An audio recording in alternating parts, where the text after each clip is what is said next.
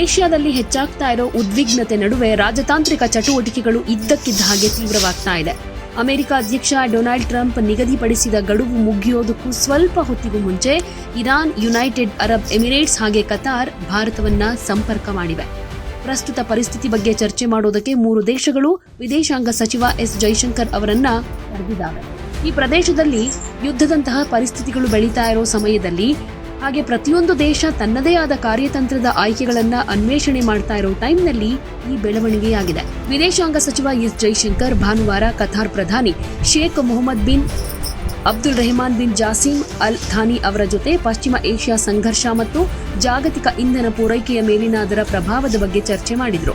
ವಿದೇಶಾಂಗ ಸಚಿವರು ಯುಎಇ ವಿದೇಶಾಂಗ ಸಚಿವ ಶೇಖ್ ಅಬ್ದುಲ್ಲಾ ಬಿನ್ ಜಾಯೆದ್ ಅಲ್ ನೆಹಾನ್ ಅವರ ಜೊತೆ ಫೋನ್ ಮೂಲಕ ಮಾತನಾಡಿದ್ರು.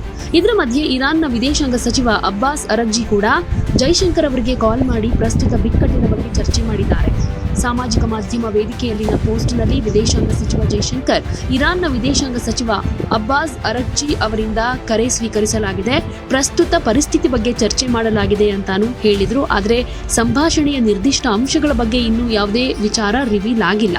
ಅಮೆರಿಕ ಅಧ್ಯಕ್ಷ ಡೊನಾಲ್ಡ್ ಟ್ರಂಪ್ ಇತ್ತೀಚೆಗೆ ಇರಾನ್ಗೆ ಎಚ್ಚರಿಕೆ ಕೊಟ್ಟ ಮೇಲೆ ಪಶ್ಚಿಮ ಏಷ್ಯಾದಲ್ಲಿ ಉದ್ವಿಗ್ನತೆ ಹೆಚ್ಚಾಗ್ತಾ ಇರೋ ಟೈಮ್ನಲ್ಲಿ ಜೈಶಂಕರ್ ಅವರು ಇರಾನ್ ವಿದೇಶಾಂಗ ಸಚಿವ, ಕತಾರ್ ಪ್ರಧಾನಿ ಮತ್ತು ಯುಎಇ ವಿದೇಶಾಂಗ ಸಚಿವರ ಜೊತೆ ಫೋನ್ ಕಾಲ್ ಮೂಲಕ ಮಾತನಾಡಿದ್ದಾರೆ.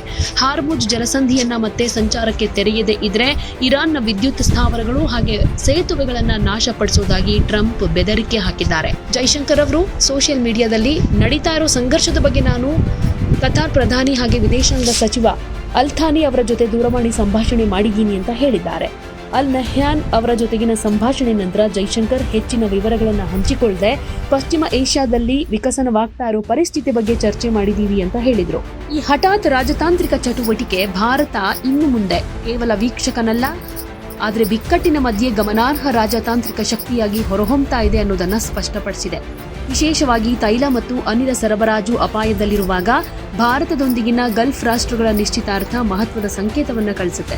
ಇದು ಕೇವಲ ಸಂಭಾಷಣೆಯಲ್ಲ, ಆದರೆ ಮುಂಬರೋ ದಿನಗಳಲ್ಲಿ ಸಂಭಾವ್ಯ ಪ್ರಮುಖ ನಿರ್ಧಾರಗಳಿಗೆ ಮುನ್ನುಡಿ ಅಂತ ವಿಶ್ಲೇಷಕರು ಹೇಳ್ತಾ ಇದ್ದಾರೆ. ಹೀಗಿರುವಾಗ ಈ ಬಿಕ್ಕಟ್ಟಿನಲ್ಲಿ ಸಮತೋಲನವನ್ನ ಕಾಯ್ದುಕೊಳ್ಳುವ ಮೂಲಕ ಭಾರತ ತನ್ನ ಹಿತಾಸಕ್ತಿಗಳನ್ನ ಕಾಪಾಡಿಕೊಳ್ಳೋದಕ್ಕೆ ಸಾಧ್ಯ ಆಗುತ್ತಾ ಅಥವಾ ಈ ಸಂಘರ್ಷ ಇನ್ನಷ್ಟು ಹದಗೆಡುತ್ತಾ ಅನ್ನೋ ಪ್ರಶ್ನೆ ಕೂಡ ಕ್ರಿಯೇಟ್ ಆಗಿದೆ.